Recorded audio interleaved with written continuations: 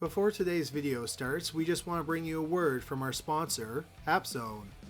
If you like playing games on your phone or tablet, then you gotta check out AppZone because you get paid just for trying new games.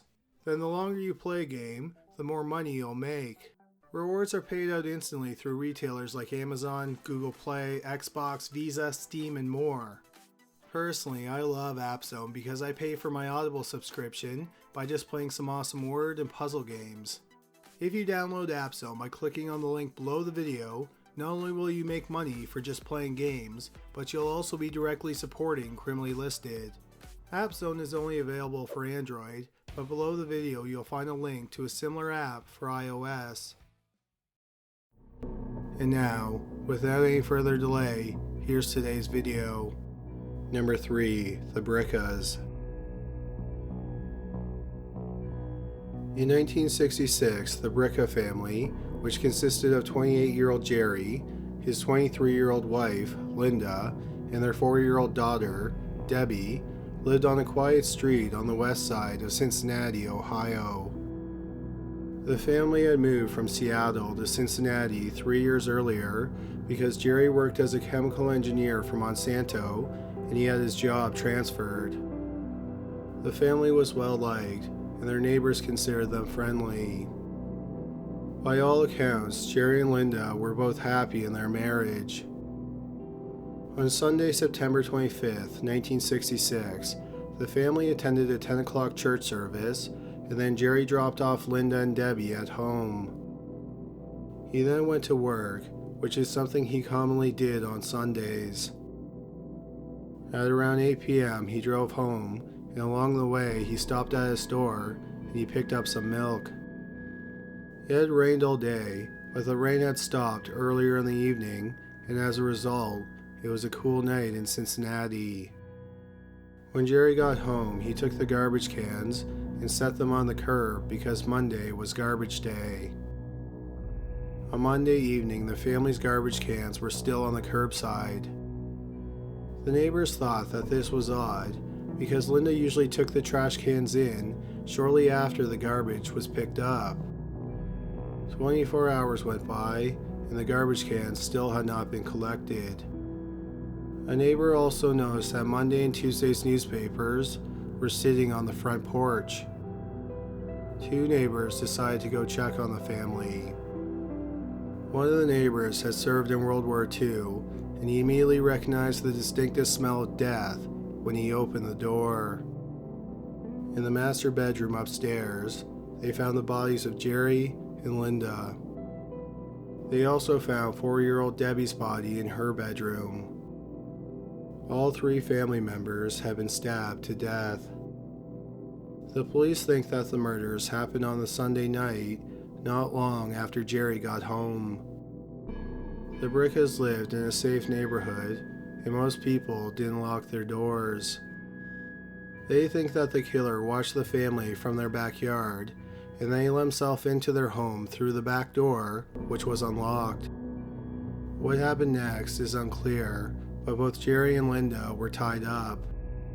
Jerry had his sock shoved into his mouth, and a piece of tape may have been placed over his mouth as well.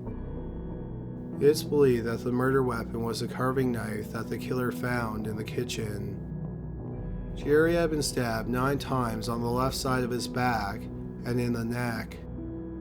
Linda had been stabbed 8 times on the right side of her chest. This seems to indicate that the killer was left-handed. Debbie, who was dressed in her pajamas, had been stabbed 4 times. All the stab wounds were quite deep. The stab wounds on the parents were 7 inches deep, and each stab went directly through Debbie's body. After the murders, it's possible that the killer spent several hours in the home cleaning up the crime scene. The police weren't sure what the motive for the triple murder was. None of the victims showed any signs of sexual assault. Jerry's wallet was missing, but besides that, not much else was missing from the family's home. The police investigated several possible motives, like the possibility that the murder stemmed from an affair that either Jerry or Linda were having. After all, the murders were overkill, so the killer may have had a personal relationship with at least one of the family members. However, the police never found evidence of an affair, and the couple didn't have any known enemies. One odd thing that the police couldn't understand is why did he tie up his victims first? If it was a crime of passion, why didn't the killer just start stabbing the family members after getting into the home? Also, how did one killer manage to hold a knife and tie up both Jerry and Linda? The police investigated the possibilities that the murders were a mafia hit or they were killed because of Jerry's work at Monsanto. But again, they found no evidence to back up either theory. In 2008, Melvin Ruger, who was the county prosecutor at the time of the murder, said that the police did narrow down their investigation to a single suspect. He said the police were never able to charge the man because they couldn't get a confession out of him. Ruger said that anytime they tried to interview him, he brought his lawyer with him, and his lawyer wouldn't let him talk. The suspect has never been identified publicly, and he died in 2004. The police deny that they narrowed it down to a single suspect, but they did confirm that the man that Ruger was talking about is a suspect, and they have never been able to rule him out.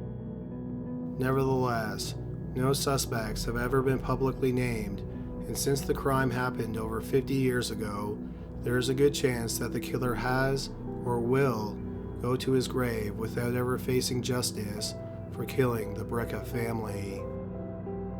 Number 2. The Walkers.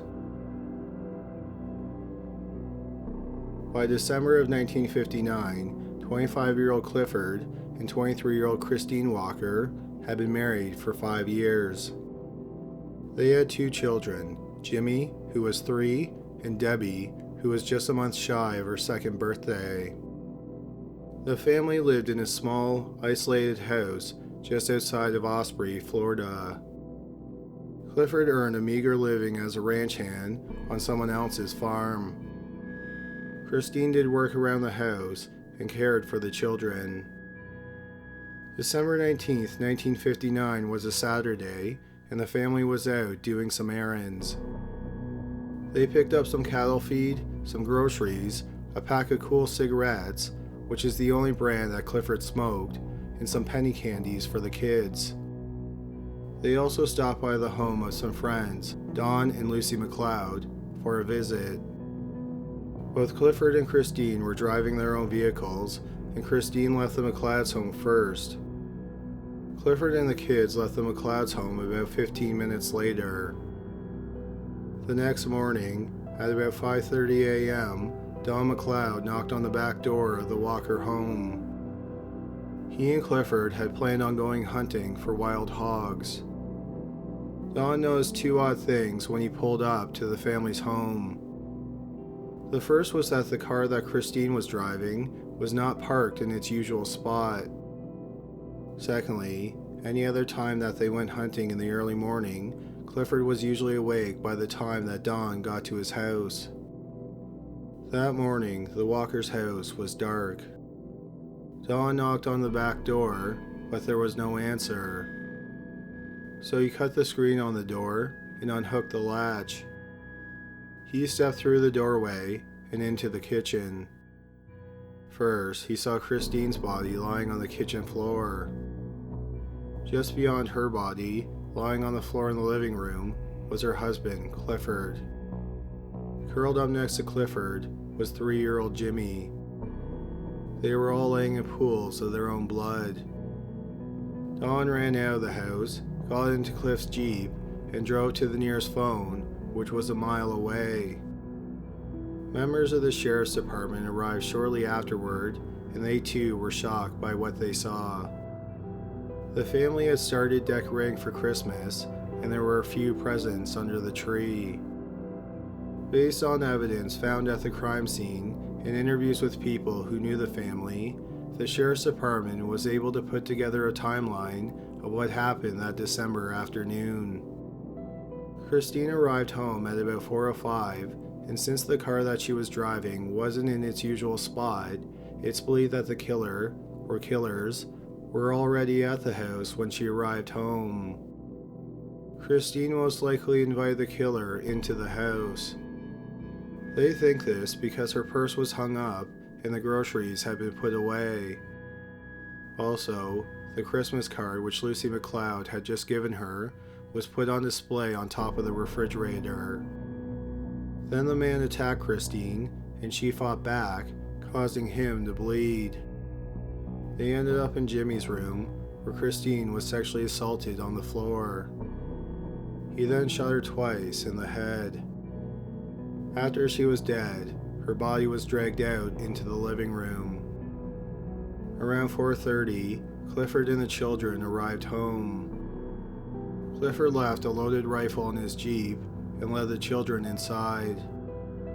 After Clifford stepped through the front door of his home, a bullet entered the corner of his right eye. He fell backward, and he was dead by the time he hit the ground. He still had his cowboy hat on. Jimmy was shot in the head, and then there was evidence that he crawled towards his father's body.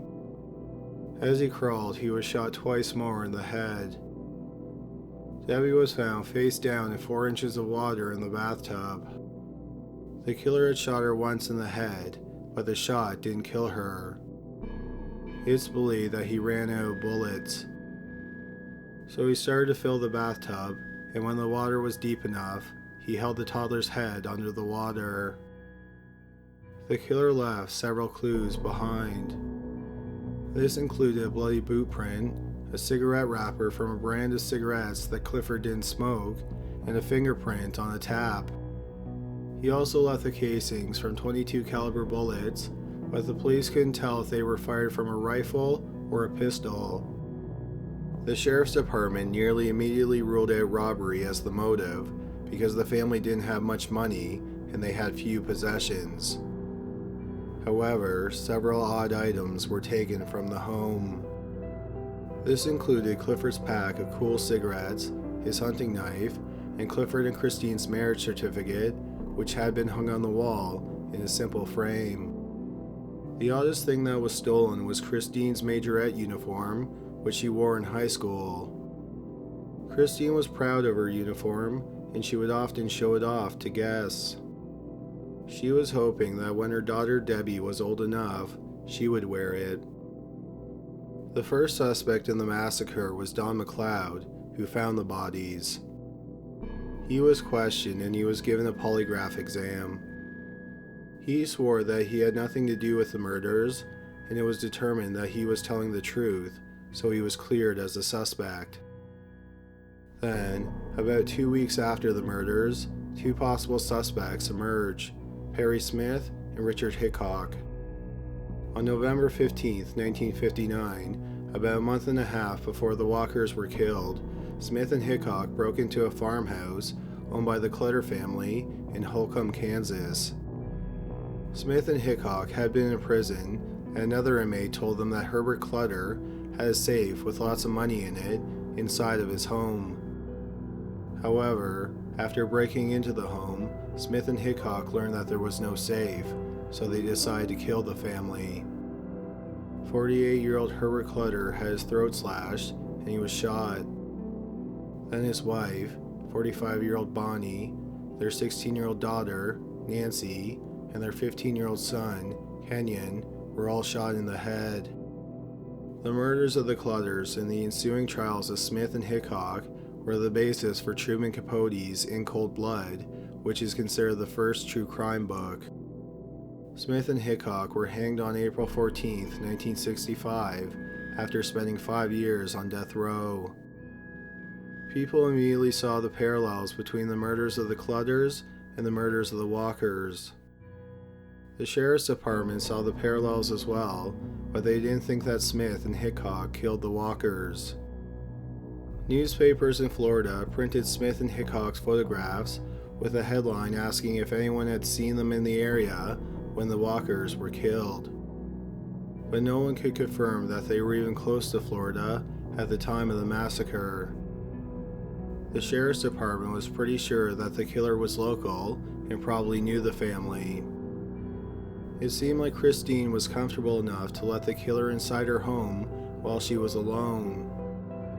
Despite the sheriff's department's hesitation to name Smith and Hickok as the killers, many people, including family members of the victims, were sure that they were the killers.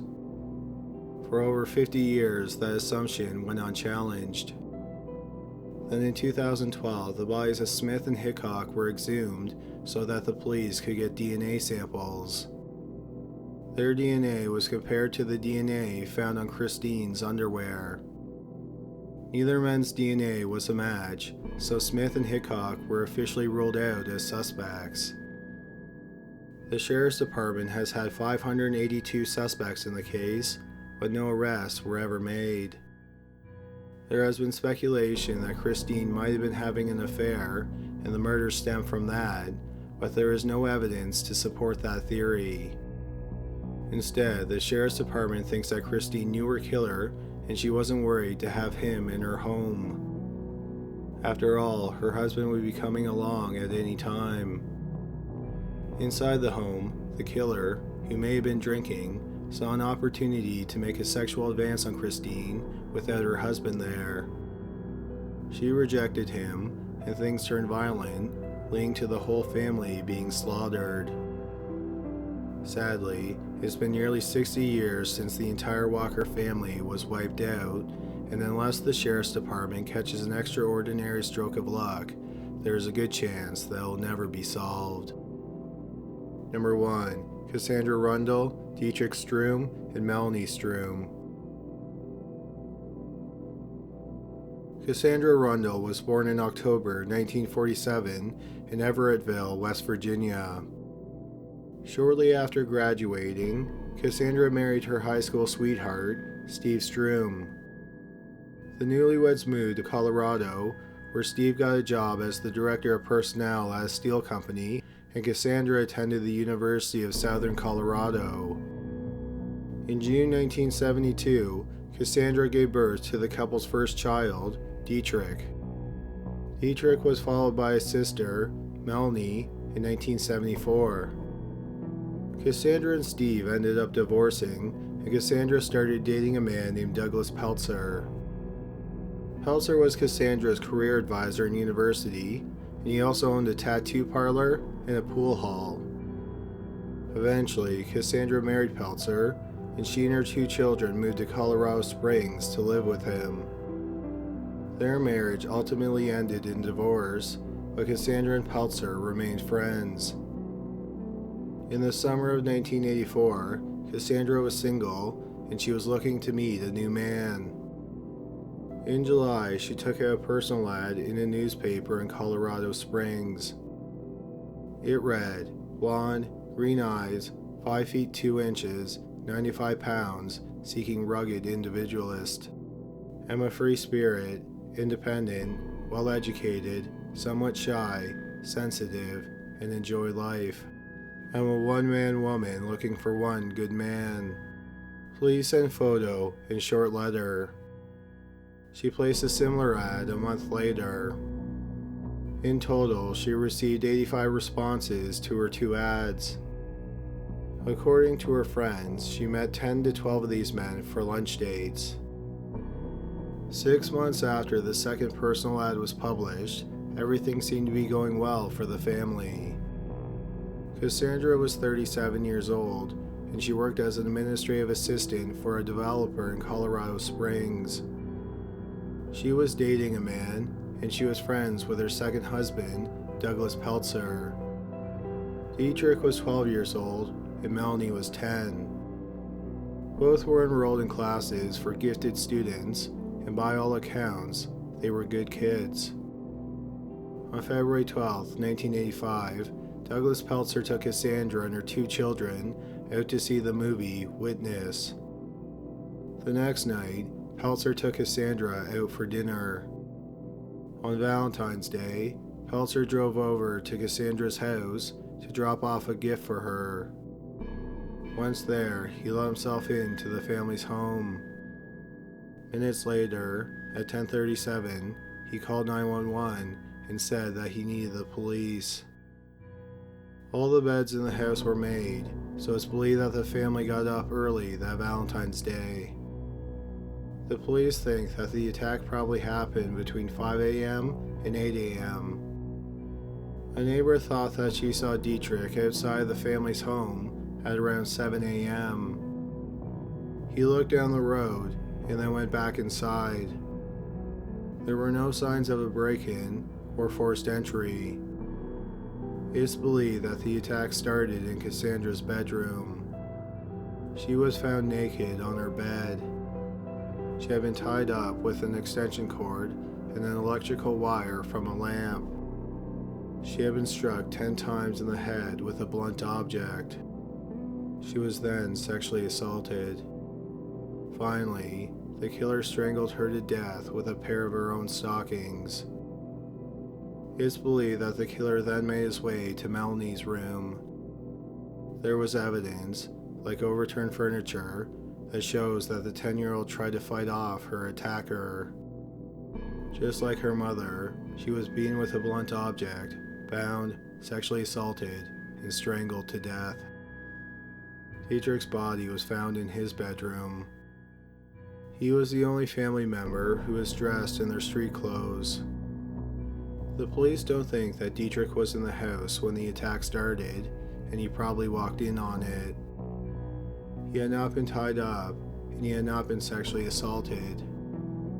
But like his mother and sister, he had been beaten with a blunt object and then strangled to death. In his room, the police found a bloody hockey stick, which is most likely the blunt object used to beat the family. About an hour and a half after the bodies were found, Cassandra's boyfriend stopped by the family's home. He was worried because Cassandra hadn't shown up for work. The police interviewed him, and they quickly cleared him as a suspect. The police thought that since there were no signs of a break-in or forced entry, the killer may not have been a stranger to the family. So the next people the police investigated were Cassandra's ex-husbands. But they were both cleared as suspects as well. Douglas Peltzer, who found the bodies, had an alibi, and Steve Sturm, who was the father of the two children, was living in Ohio. The police then began to look at the 85 men who got in contact with Cassandra through her personal ad. Unfortunately, this search did not lead to a suspect. In total, the police had over 400 persons of interest, and then they dwindled the list of suspects down to just 6. Yet, no arrests were ever made. Cassandra's father, Richard Rundle, who was an attorney in West Virginia, paid for his own investigation, and he came up with one viable suspect. His suspect is a man named Philip Wilkinson. Just before the murders, Wilkinson, who was 17, moved to Colorado Springs, and he enlisted in the Army. He was stationed at Fort Carson, which is about 7 miles from the murder scene. 6.5 years after the murders, Wilkinson was stationed at Fort Bragg in Fayetteville, North Carolina. On the night of July 29, 1991, Wilkinson broke into an apartment in Fayetteville. Once inside, he murdered 38-year-old Judith Hudson, her 19-year-old daughter, Crystal, and her 11-year-old son, Larry. Wilkinson beat all 3 family members to death with a bowling pin. He also attempted to sexually assault both the mother and the daughter, but couldn't, so he violated them with a household object instead. After the massacre, Wilkinson went AWOL for 6 months and then turned himself in. He was sentenced to death, and he is currently sitting on death row in Central Prison in Raleigh, North Carolina. The police in Colorado Springs did confirm that he was a person of interest, but they said that they had cleared him because he was apparently in Korea when Cassandra Rundle and her children were killed. Cassandra's father, Richard, said that he had evidence to the contrary. However, what that evidence is unknown, and if it does prove that Wilkinson was in Colorado Springs when the family was murdered, it has never been used to charge him with the murders. Richard Rundle passed away without someone ever being brought to justice for killing his daughter and grandchildren. The police say the case is still open, but the murders of Cassandra Rundle and her 2 children, Detrick and Melanie, is hopelessly cold. Thanks for watching today's video. Hopefully you found it interesting. We recently held a draw, and these are the 5 winners of the criminally listed prize pack. We will get in touch with the winners via email shortly. Don't forget to go to criminallylisted.com where you can suggest cases and buy merchandise. We're having a sale at our web store for the entire month of April. But that's all for today. Thanks again for watching.